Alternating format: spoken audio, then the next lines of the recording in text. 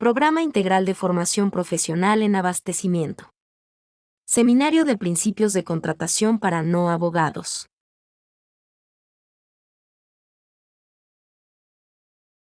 Módulo 5B. Algunos tipos de contratos usados en abastecimiento. Parte 2. En este módulo estudiaremos algunos tipos de contratos usados en abastecimiento. Parte 2. Leasing. Comodato. Depósito. Consignación.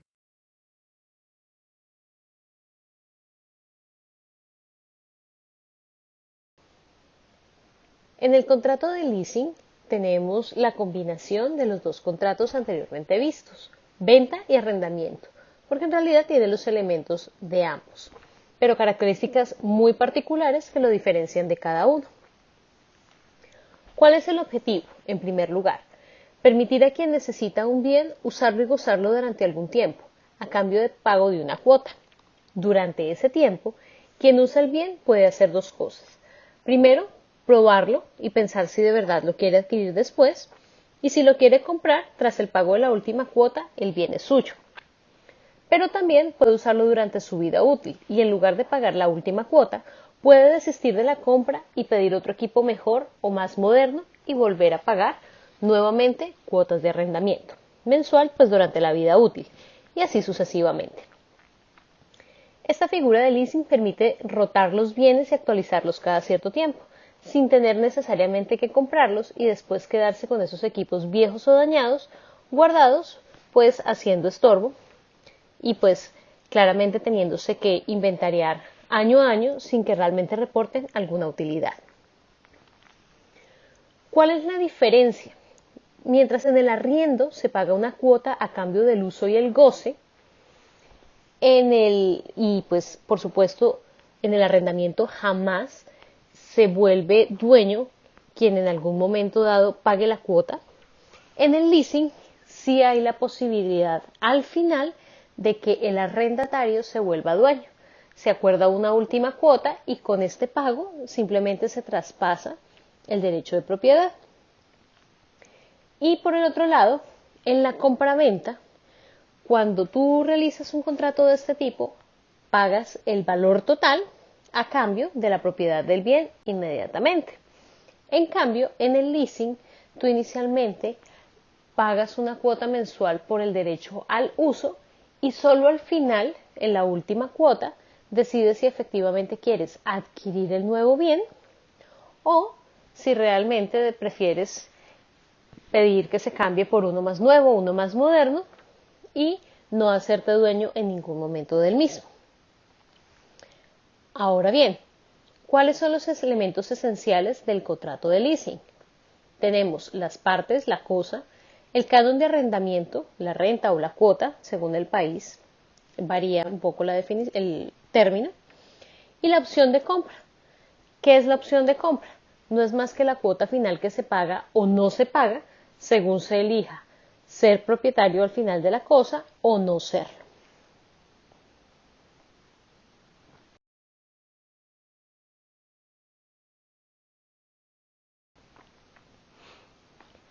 El contrato de comodato permite a un tercero usar y gozar un bien sin tener que pagar una cuota por ello. Por supuesto sí, con la obligación de devolver el bien tras cierto periodo de tiempo. Ahora bien, este contrato solo aplica para bienes no fungibles, es decir, aquellos que no se agotan con el primer uso. Por ejemplo, yo puedo establecer comodatos sobre bienes muebles o inmuebles que permiten usarlos en el tiempo sin que se extingan o sin que se consuman. No podría, por ejemplo, establecer un comodato con respecto al dinero, porque el dinero, por supuesto, es un bien que se agota o se extingue con el primer uso. Es decir, cambia de manos. O el bien, o como si fueran los alimentos. Por ejemplo, si yo tuviera una cosecha, la cosecha es un bien que se extingue con el primer uso, porque los alimentos, por supuesto, son elementos perecederos. Ahora bien, este contrato de comodato se diferencia del contrato de arrendamiento en cuanto que tú permites o cedes ese uso y goce sin necesidad de pagar una suma mensual a cambio, a diferencia del arrendamiento en donde cedes ese uso y goce, pero a cambio del pago de una cuota mensual, ya sea llamada renta o cuota de arrendamiento, pero en general se tiene que dar un valor tasado en dinero a cambio del uso y goce del bien. En el comodato simplemente se permite el uso y el goce durante cierto periodo de tiempo. Ahora bien, suena curioso un poco este contrato, pero pues tiene su utilidad. ¿Cuándo se usa? Bueno, en primer lugar suele usarse para pagar deudas. Por ejemplo, se adquiere entre empresas, una empresa A adquiere una deuda con la empresa B. Y cuando llega el momento de cancelar esa deuda, esa empresa A no tiene el dinero para pagarla, pero de pronto posee una maquinaria que a B le puede ser de utilidad. En ese orden de ideas celebran un contrato de comodato para que B pueda usar y gozar ese bien y con las ganancias que le da ese uso y goce, irse pagando la deuda de A. Por supuesto, en el momento en que ya la deuda esté paga, con las utilidades que ha recibido derivadas de la explotación de ese bien, tiene la obligación de devolver en buen estado de conservación nuevamente a aquel bien que fue dado en comodato. Un segundo uso es para evitar poseedores, sobre todo en inmuebles rurales, que es lo más usual. Por ejemplo, las empresas suelen tener bienes o lotes de extensiones de terreno, básicamente de gran extensión, y a veces lo que hacen es pactar con el guarda o con el vigilante o con el celador que se les permite vivir allí a cambio de, o en vez de pagar ese servicio de cuidado y vigilancia, se les permite allí vivir sin que ellos tengan la necesidad de pagar un arriendo por el solo hecho de estar en ese inmueble. O por ejemplo, que suele pasar, la empresa contrata a otra compañía de seguridad privada y esa compañía de seguridad privada puede suscribir también contratos de comodato con las personas o con los vigilantes que designa, sobre todo para los inmuebles que son lejanos. ¿Cuál es el objetivo? Por supuesto, cuando son inmuebles lejanos, no es tan fácil el desplazamiento de los vigilantes o de los guardas todos los días desde su casa hasta el lugar de trabajo, que es el inmueble que van a cuidar. Así que suele celebrarse ese tipo de contratos de comodato en donde efectivamente se le permite al vigilante vivir en ese lugar y lo que equivaldría al costo de esa vivienda es una parte del pago en especie del salario que se le adeuda pues mensualmente al trabajador. Es un contrato que suele ser bastante utilizado en este gremio o en estas situaciones. Un tercer objetivo es entre empresas del mismo grupo empresarial.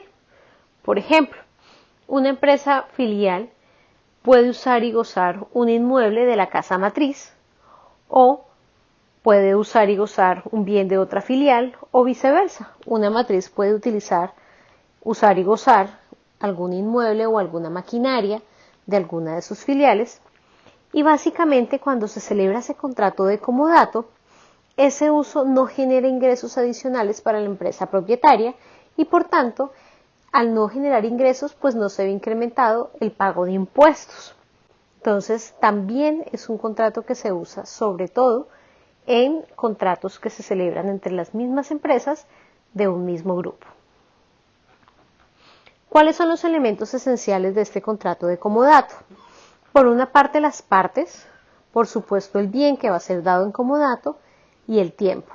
Pero también hay una segunda cláusula o una segunda parte de ese contrato que realmente es el más importante, pero que puede derivar en dos tipos de comodatos distintos y son las condiciones de entrega. Yo puedo pactar que el bien que ha sido entregado en comodato me sea devuelta en una fecha en específico. Es decir, voy a celebrar un contrato de comodato con un término a 1 año, a 2 años, a 6 meses, y estableciendo una fecha puntual de finalización. A ese contrato se le llama comodato simple. Pero yo también puedo simplemente entregar un bien y establecer que en el momento que el propietario así lo disponga, puede pedir que se le devuelva el bien inmediatamente o en un tiempo prudente, pues para que la contraparte pues pueda retirar todo aquello que tiene en ese bien.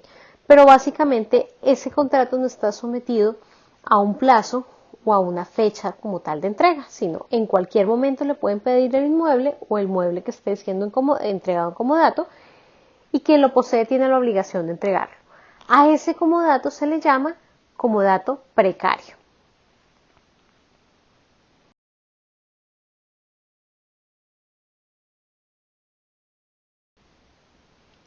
El contrato de depósito tiene como objetivo guardar o custodiar un bien a cambio del pago mensual, quincenal, anual o el plazo que se pacte de un valor. Hay depósitos simples que simplemente incluyen el servicio de guarda o custodia, y hay depósitos más complejos que incluyen servicios adicionales, como por ejemplo el costo del mantenimiento del bien durante el periodo que se encuentre bajo cuidado. También hay depósitos que permiten crear valor, es decir, el propietario custodia o solicita un depósito de piezas y en ese depósito, por ejemplo, se pueden ensamblar para obtener el bien final, o por ejemplo pueden llegar los bienes y en ese depósito se pueden embalar, etiquetar, incluso transportar. Por ejemplo, sucede bastante con manera frecuente en los depósitos portuarios, en donde se prestan estos servicios adicionales durante el tiempo que dura la nacionalización de las mercancías. Es decir, una vez se importan las mercancías, durante el tiempo que las autoridades aduaneras dan el aval para que el bien pueda ser comercializado en los diferentes territorios nacionales, los depósitos se encargan de desempacarlos de los contenedores en los que vengan, embalarlos en empaques individuales, incluso de ponerles las marquillas y básicamente de dejarlos listos para la entrega final a los usuarios finales. Otro tipo de depósito también incluye servicios adicionales como por ejemplo la fumigación. Pasa mucho también cuando estamos hablando de alimentos, sobre todo en los depósitos portuarios. Llegan los motonaves cargadas de soya, de maíz, de trigo, y básicamente estos cargamentos a veces pueden venir con insectos. ¿Qué sucede? Se descargan, el depósito presta el servicio de fumigación y de cuarentena de estos productos, y una vez efectivamente están listos ya para ser entregados al dueño de la mercancía para ser trasladados a sus destinos finales, pues básicamente después con el contrato de depósito viene adjunto una factura por el servicio de fumigación. O incluso el depósito puede ir adicionado a un contrato de transporte, es decir, el depósito recibe las mercancías y tiene la obligación de entregarlas en lugares distintos a donde está ubicado el depósito. En otras palabras, el depositario, que es la persona que se encarga de custodiar ese bien, también presta el servicio de transporte para entregar las mercancías en las direcciones o lugares donde le indique el dueño de las mismas. Ahora bien, ¿qué sucede en el contrato de depósito? Si son bienes particulares, como archivos o documentos, por ejemplo, el depositario debe devolver los mismos bienes cuando el depositante así lo solicite. En cambio, si son bienes generales, por ejemplo, como los alimentos, el maíz, por ejemplo, si es el mismo maíz amarillo de origen o si es el mismo carbón vegetal, en fin, si son bienes genéricos, el depositante lo único que está obligado es a devolver la misma cantidad de ese bien al propietario, pero no necesariamente tiene que ser las mismas toneladas o exactamente las mismas toneladas de arroz que recibí son las que tengo yo que entregarle. porque esos bienes entregados en depósito van normalmente a silos o a grandes construcciones o bodegas, y allí ingresan el mismo tipo de bienes que depositan varias personas o varias empresas. En ese orden de ideas, pues no se le va a entregar exactamente los mismos granos o los mismos alimentos que fueron dados en depósito. Lo que se le entrega es la misma cantidad del bien que en su momento fue recibida. Recibí 10 toneladas, se le entregan 10 toneladas. Recibí 20 kilogramos, se le entregan 20 kilogramos. Pero lo que no estoy obligada es entregar exactamente el mismo grano de arroz. Sí debo entregar, por ejemplo, es la misma cantidad de la misma clase de arroz que me sea depositada. Ahora bien, el depositante puede pedir también que le entreguen de manera completa todo aquello que entregó en depósito, o que le vayan entregando por partes o fracciones de lo que ha sido depositado. Entonces, por ejemplo, deposité 50 toneladas de carbón vegetal. Yo puedo pedir a lo largo del tiempo que me vayan entregando primero 1 tonelada, después 5, después 3, en fin, hasta ir completando el valor total, sin perjuicio de que en la medida en que yo también vaya extrayendo producto, pues pueda volver a ingresar nuevo producto para que sea depositado. Simplemente se mantiene en el depósito un inventario de lo que va entrando y de lo que va saliendo, para establecer siempre qué cantidad de producto tiene el depositante allí. A veces también, por el tipo de bien, se aceptan variaciones de cantidad en el valor a entregar. Les pongo un ejemplo. ¿Qué pasa con el carbón? El carbón no se puede guardar así nomás. El carbón debe humidificarse, es decir, hidratarse con dispersores de agua, básicamente regarlo. ¿Por qué razón? Porque el carbón, con la fricción, suelta el polvillo, y por supuesto el polvillo es volátil y sale pues con el aire. Entonces, para evitar esa contaminación derivada del polvillo del carbón, es usual que los depósitos humidifiquen o le hagan aspersión a ese carbón. Pero ¿qué sucede? El carbón mojado, por supuesto, pesa más. Así que, en estricto sentido, si yo recibiera 1 tonelada de carbón, a la hora de entregar esa tonelada de carbón, pues le estaría entregando menos carbón, porque cada pedacito pues pesaría más de lo que normalmente pesa.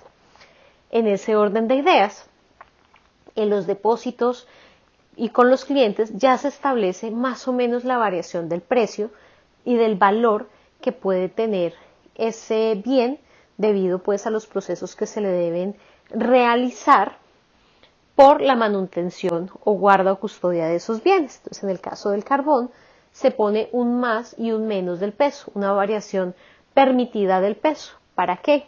Para que yo no le entregue menos carbón por el hecho de que el carbón pesa más porque está mojado, pero tampoco le entregue más carbón del debido por el solo hecho de que debo entregar, digámoslo así, la misma cantidad de trocitos de carbón independientemente de su peso. Entonces, para evitar esas variaciones, simplemente desde el principio, ya por el uso o las costumbres usuales del mercado, se establece más o menos el rango de variación de peso o de cantidad de los productos que debe entregar después el depositante al depositario. Ahora bien, ¿cuál es la diferencia del depósito con otro tipo de contratos? En el depósito se deja un bien y se paga por el simple hecho de dejarlo en un lugar guardado. El depositario, es decir, quien lo recibe, tiene la obligación de guardarlo y cuidarlo, y responde por todos los daños que le sucedan, porque su actividad económica es precisamente resguardar o cuidar los bienes encomendados. Si es el caso, por supuesto, pues debe realizar los servicios extra que se le contraten, pero en ningún momento puede usar o gozar de ese bien que está dado en custodia. En el comodato, en cambio, quien recibe el bien lo usa, lo goza, y por tanto corre con los gastos de mantenimiento y uso de la cosa, y no paga absolutamente nada al dueño. no responde por los daños por culpa levísima, es decir, por el más mínimo descuido no responde, solo responde por los daños hechos adrede o por negligencia. Y tampoco paga al propietario, no el comodatario tampoco paga al propietario por el detrimento de la cosa por el uso o paso del tiempo. Ahora bien, ¿cuáles son los elementos esenciales de este depósito? Las partes, la cosa, el lugar de depósito y el pago o cuota, pues según el país se denominará de una u otro modo. Pero el depósito pues tiene sus elementos accidentales, es decir, por ejemplo, el más o menos, que es la tasa de cambio o la rata de variación de que sufren los productos que deben ser entregados, como les comentaba en el caso del carbón. También tiene como cláusula accidental los servicios extras que se pueden presentar, ya sea de transporte, de mantenimiento, de embalaje, etiquetado, en fin. Y por último, también tenemos un elemento accidental que de hecho es sumamente importante y es el alcance. ¿Por qué el alcance? Porque básicamente me establece qué servicios adicionales voy a prestar y qué no incluye ese servicio de depósito que está siendo contratado.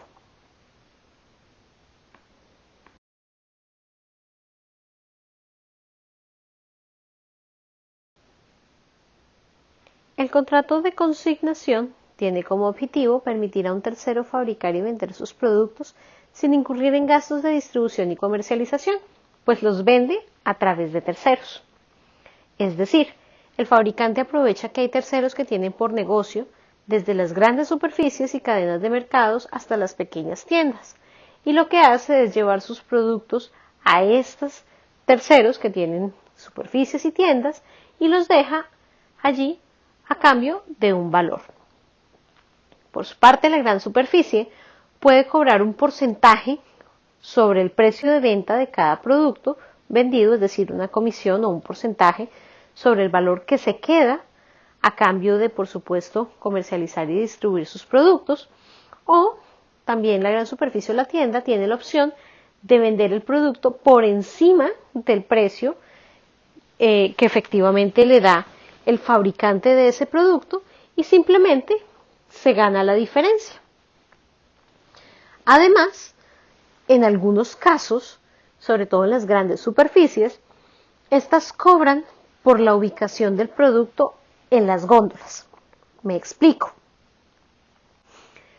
Por estudios de mercadeo y publicidad se han dado cuenta que dependiendo del lugar donde estén ubicados los productos, se tiene más o menor probabilidad de que sea comprado por los clientes. Cuando vamos a un supermercado, normalmente lo que está a la altura de nuestra vista, poner los productos allí para que sean vendidos cuesta más que aquellos productos que se ubican en las partes cercanas al piso o inferiores o muy arriba, cercanas al techo o en los últimos estantes de arriba. ¿Por qué razón? Porque lo normal es que los consumidores solamente miremos aquellos productos que están más como a la altura de nuestra vista o a nuestro alcance, entre más o menos los ojos y la cintura. Esos son los espacios o las góndolas que más cuestan. Si las personas quieren vender sus productos o que sus productos sean vendidos en estas áreas, el valor es mayor. En cambio, si queremos pagar más bien poco dinero por el lugar donde nos van a ubicar nuestros productos, seguramente nos los pondrán o cercanos al piso o muy arriba, porque los consumidores rara vez suben la vista o se agachan para poder comparar los precios entre una y otra marca. Ahora bien, el consignatario, quien es el dueño o administrador de la superficie, no compra las mercancías. Y ojo aquí, el consignatario, es decir, quien recibe las mercancías y las va a distribuir a los consumidores finales, es usual que pague después al fabricante el dinero que le corresponde por la venta de los productos. Es decir, él primero recibe los productos, los vende y posteriormente a su venta es que paga al fabricante o al dueño que ha dejado en consignación las mercancías. Ahora bien, cuando se comercializan alimentos, el fabricante está en la obligación de cambiarlos por otros nuevos cuando ya se vencen o ya pasan la fecha máxima de consumo. El consignatario rara vez responde por las pérdidas o robos que se hacen de las mercancías en su establecimiento. Su obligación usualmente se agota con la puesta en exhibición al público. Ya por la pérdida, por los daños que se puedan sufrir las mercancías o por la caducidad de los mismos si son alimentos, rara vez, por decir casi nunca, el consignatario tiene obligación alguna de pagar por los daños o por las pérdidas. Realmente es un riesgo que asume el fabricante o quien lleva sus productos para que sean distribuidos en esa superficie. Adicionalmente, el fabricante es usual que se deba someter a las políticas de comercialización de la superficie. Es decir, si la tienda o la gran superficie hace descuentos y hace ofertas, quien realmente asume esa carga es el fabricante, al punto que básicamente hay quejas y suelen haber bastantes controversias entre las partes debido a que cuando a veces hacen esas ofertas agresivas las grandes superficies, pueden poner a los dueños o a los fabricantes en pérdidas, dado que a veces lo que ganan pues no alcanza a veces para cubrir los costos. Pero, como es por temporadas, a veces los fabricantes o los dueños de esas mercancías no tienen más remedio que acogerse un poco a ese tipo de ofertas, porque si bien puede que en alguna temporada corran con pérdidas, pueden compensarlas con las ganancias que obtienen por el número de ventas en meses posteriores donde ese tipo de ofertas agresivas pues ya no existan. Ahora bien, ¿cuál es la diferencia con otro tipo de contratos? En el contrato de consignación, el fabricante utiliza a terceros como canales de distribución, quienes solo tienen la obligación de exhibir para la venta los bienes entregados. Por ende, quien consigna es quien corre con los riesgos derivados de las pérdidas por caducidad o por robo. En el depósito, en cambio, quien recibe las mercancías lo hace para guardarlas, no para comercializarlas, y responde por los daños que le ocurran a los bienes bajo su cuidado. Ahora bien, este contrato de consignación, ¿cuándo se usa? Normalmente es para tercerizar la distribución y comercialización de productos. Por ejemplo, pongamos una gran superficie, Falabella. Falabella es una empresa chilena y tiene todas las marcas de los zapatos, de ropa, de accesorios, en fin, de todos los productos que allí tiene. Hay tiendas en casi todos los países de Latinoamérica. Ahora, estas marcas pagan primero para ser comercializados en el Falabella del país de origen.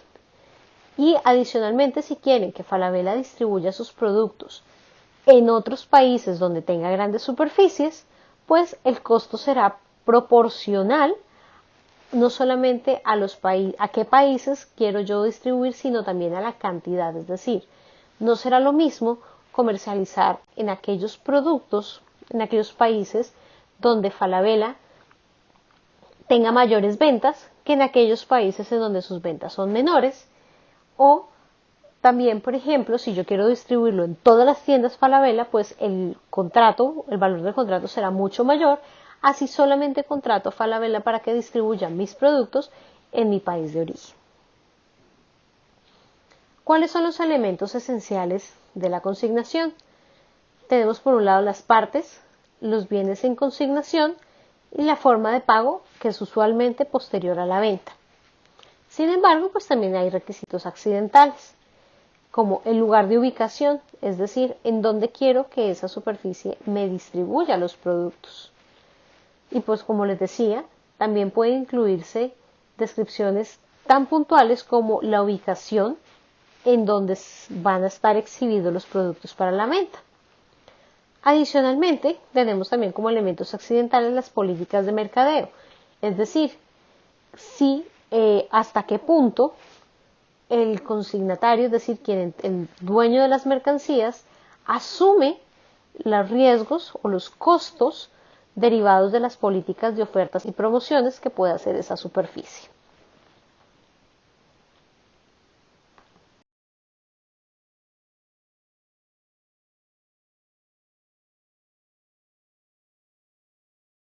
¿Qué temas vimos en este módulo? Algunos tipos de contratos usados en abastecimiento. Parte 2. Leasing. Comodato. Depósito. Consignación. Fuentes y referencias.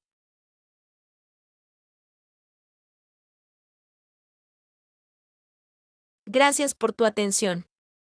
Ahora estás un poco más cerca de lograr tu certificación profesional en compras y abastecimientos CPCA.